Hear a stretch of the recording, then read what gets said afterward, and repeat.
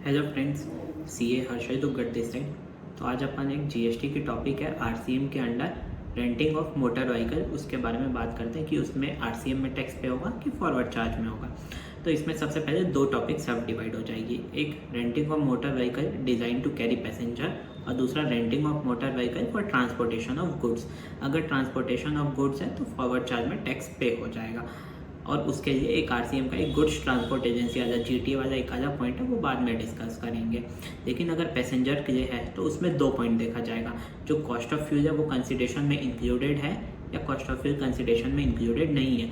अगर कंसिडरेशन में इंक्लूडेड नहीं है तो उसको अपने को फॉरवर्ड चार्ज में पे करना है, और अगर कंसिडरेशन में इंक्लूड है तो फिर सबसे पहला सप्लायर कौन होना चाहिए, any person other than body corporate, और रेसिपिएंट कौन होना चाहिए, body corporate located in taxable territory. अगर ये दोनों कंडीशन ए और बी दोनों कंडीशन फुलफिल होती है तो आरसीएम में टैक्स पटेगा, और दोनों में एक भी कंडीशन फुलफिल नहीं होती है तो फॉरवर्ड चार्ज में टैक्स पटेगा। तो यहाँ आपको एक चार्ट दिख रहा होगा जिसमें पूरे एग्जांपल्स क्लियरली शोन है किस में आरसीएम लगेगा किस में नहीं लगेगा।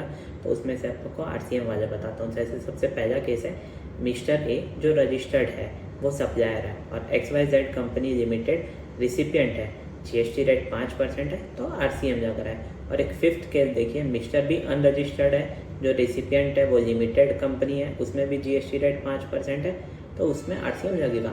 बाकी आप कोई से भी केस उठा सकते हैं, उसमें कोई कंडीशन ब्रीच हो रही होगी जो फुलफिल नहीं हो रही होगी, इसलिए उसमें आरसीएम नहीं, फॉरवर्ड चार्ज में टैक्स पेड है।